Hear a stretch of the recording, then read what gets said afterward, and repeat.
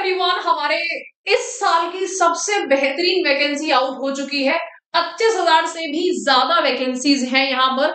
तो SSC GD क्या होता है, बहुत सारे बच्चों को एक क्यूरियोसिटी होगी, तो हम इस सेशन को आप लास्ट तक देखिएगा, जिससे कि आपका एक एक डाउट जो है मैं क्लियर कर दूंगी।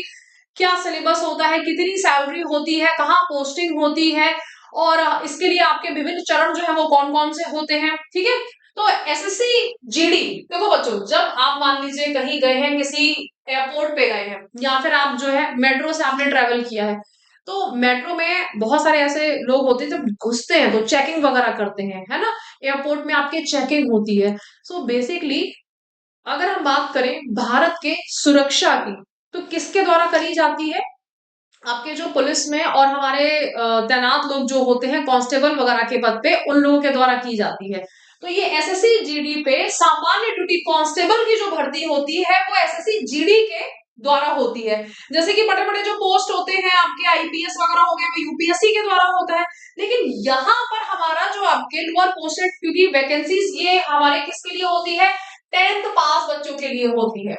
ओके, तो ये जो सामान्य स्तर पर होते हैं, सामान्य ड्यूटी के लिए जो कांस्टेबल वगैरह होते हैं, उनके लिए भर्ती कौन करता है? एसएससी जीडी करता है, केंद्र सरकार के द्वारा होती है। तो ये हमारे सेंट्रल गवर्नमेंट की पोस्ट है, बीएसएफ, सीआरपीएफ, सीआईएसएफ, आईटीबीपी। तो ये सारे जो है हमारे इनमें कांस्टेबल की भर्ती की जाती है। अगर हम 2025 की बात करें, तो आवेदन ऑलरेडी प्रारंभ हो चुका है। 1/12/2025 आवेदन की अंतिम तिथि जो है, देखो 1 महीना लगभग है, 1 से लेके 31। ठीक है, देन शुल्क भुगतान, मतलब देखो आपका अगर मान लीजिए पेमेंट रह जाता तो एक दिन आपको एडवांस दे दिया है, लेकिन मैं कहती हूँ कि आपको सेम डे पे कर देना है। ये सारी चीजें आपको झंझट में नहीं रखना है, क्योंकि पढ़ाई करनी है। ठीक है, फॉर्म का संशोधन जो है, मैं कहूंगी कि पहले से ही अच्छी तरह से सारी डिटेल्स जो है सब भर देना, पहले जान लेना कि फॉर्म कैसे भरा जाता है, उसके बाद ही करिएगा। क्योंकि छोटी मोटी गलती से क्या होता है बेटा, फॉर्म में ना, फॉर्म अगर रिजेक्ट हो गया तो प्रॉब्लम ये आती, पूरा साल चला जाता है, क्योंकि अब ये वैकेंसी फिर अगले साल आएगी, है ना। इसकी जो परीक्षा है वो फरवरी से लेके हमारी जो है अप्रैल 2026 कभी भी हो सकती है।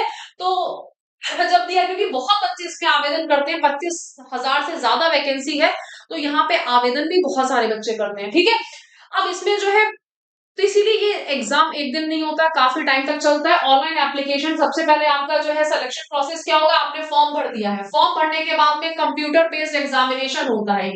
ये सीबीटी हमारा एग्जामिनेशन हो गया, ऑनलाइन एग्जामिनेशन होता है। ओके, ऑनलाइन एग्जामिनेशन होगा, पहले ऑफलाइन हो जाता था, फिर फिजिकल एफिशिएंसी टेस्ट होता है, फिर मेडिकल होता है, फिर डॉक्यूमेंट वेरिफिकेशन होता है। जब हमारा रिटन क्वालिफाई हो जाता है, रिटन के बाद में फिर क्या होता है, फिर दौड़ भाग होती है इसमें। देन हमारा जनरल इंटेलिजेंस एंड रीजनिंग क्या इसमें मैडम, जो क्योंकि रिटन होता है, रिटन में क्या क्या पूछा जाता है, तो रीजनिंग के 20 क्वेश्चन आते हैं, एक क्वेश्चन 2 मार्क का होता है, तो 40 मार्क्स बन गए। General knowledge and general awareness जो होता है, 20 क्वेश्चन आते हैं। एलिमेंट्री मैथमेटिक्स के 20 क्वेश्चन आते हैं। इंग्लिश और हिंदी में क्या होता है, चुनाव कर सकते हो, क्योंकि इंग्लिश बहुत सारे बच्चों को टफ लगती है, कांस्टेबल लेवल का एग्जाम है, तो हमें इंग्लिश अगर आप जो है, देखो बेसिकली कब ली जाती है, मान लो हमने एसएससी एमटीएस का भी फॉर्म भरा है, हमने सीएचएसएल का भी फॉर्म भरा है, हम जो है सीजल की भी तैयारी कर रहे हैं, तो इंग्लिश चुनी जाती है, क्योंकि फिर आपको हिंदी अलग से नहीं पढ़नी है। लेकिन अगर एसएससी जीडी की टारगेट है, तो बच्चे हिंदी मीडियम लेते हैं, उसी में है अपना क्वालिफाई करना चाहते हैं, तो 20 मार्क्स के हमारे जो है भाषा का वो आता है, और एक ही आप ले सकते हो, हिंदी इंग्लिश में चुनाव कर सकते हो। तो टोटल हमारा कितना हो गया है, 4 चौक 16, 160 नंबर का हमारा ये जो है पेपर हो गया है। ठीक है, अब इसकी सैलरी कितनी होती है भाई, जितना हम लोग यहाँ पर सैलरी की बात करते हैं, तो ये जो ग्रेड पे होता है, ये हमारा ग्रेड पे लगता है, देखो लेवल 1। ठीक है, तो हमारा लेवल 1 कुछ कुछ पदों के लिए होता है, लेवल 3 की जॉब होती है। और लेवल 3 की जॉब जो है, अगर मैं पूछूं यहाँ पे कितनी होती है, 2025 के अकॉर्डिंग, दिसंबर 2025 के अकॉर्डिंग लेवल 3 की जो हमारी पोस्टिंग होती है, अगर आपको मिलती है अच्छे शहर में, ये थोड़ा बहुत आपका वेरी भी कर जाएगा, लगभग हमारी 47,000 रुपए बनती है। ठीक है बच्चों, 47,000। लेकिन अब देखो इसमें दो चीजें हैं, ये मैंने काउंट करी है एक्स सिटीज के लिए, जहां पर, क्योंकि जब आप बड़े शहर में रहते हो तो खर्चा भी ज्यादा होता है, हमारा जो है रेंट ज्यादा जाता है, तो वहां पे आपको क्या होता है, ज्यादा पैसे दिए जाते हैं। ठीक है, ट्रैवल में ज्यादा लग जाता है। लेकिन अगर आप यहाँ पे छोटे शहर में रहोगे, तो ये सैलरी थोड़ी कम हो जाएगी। अच्छा, अब ये है 7th पे कमीशन के अकॉर्डिंग। 2026 से ये सुनने में आ रहा है कि भाई हमारा एड पे कमीशन लग जाएगा। एड पे कमीशन लगते ही ये सैलरी हमारी हो जाएगी। मैं बिल्कुल नहीं बोलूंगी वो गलत बोल रहे हैं कि ठीक डबल हो जाएगी, नहीं बेटा ऐसा नहीं होगा। लगभग हमारा 25 से 30% जो कि जितना मैंने सुना है, जो कि बिल्कुल आंकड़े जो सही बोलते हैं कि लगभग इतना डिफरेंस आ जाएगा। तो मैं ये कह सकती हूँ कि मिनिमम जो है आपकी 60,000 के लगभग चली जाएगी, है ना। क्योंकि अगर मैं इसको 46,000, ठीक है, तो ये आपकी 90,000 या 1 लाख पे नहीं बैठेगी। ये हमारी कितनी बैठेगी, लगभग लगभग लगभग 50 से 60,000 के लगभग बैठेगी एट पे कमीशन में।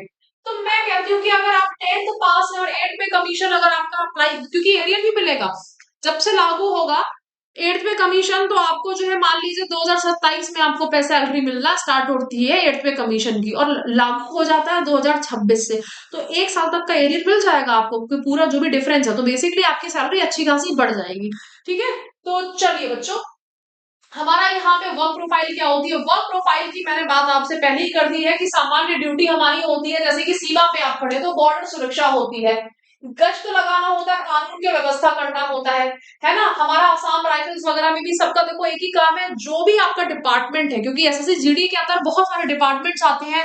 असम राइफल्स हो गया है, हमारा सीएपीएफ, सीआरपीएफ, ये सारे जितने भी है, तो वहां पे अलग अलग, जैसे बॉर्डर सिक्योरिटी फोर्स है, अगर बीएसएफ में होता है तो बॉर्डर पे जाके आप तैनाती दोगे, आपका काम गश्त लगाने का है। लेकिन अगर आप मान लीजिए यहाँ पे सिटी में रहते हैं, आपका जो है अलग डिपार्टमेंट में होता है, तो आपको हो सकता है एयरपोर्ट की ड्यूटी मिल जाए, या फिर आपको स्पेसिफिक, जैसे कि जहाँ पे पब्लिक ज्यादा होती है, बस स्टैंड वगैरह होते हैं, इन सबकी रिस्पॉन्सिबिलिटी, क्योंकि ये पब्लिक ट्रांसपोर्ट है, रेलवे स्टेशन है, यहाँ पे गश्त लगाने का काम, चेकिंग करने का काम, नजर रखने का काम कौन करते हैं, हमारे एसएससी जीडी वाले बच्चे करते हैं।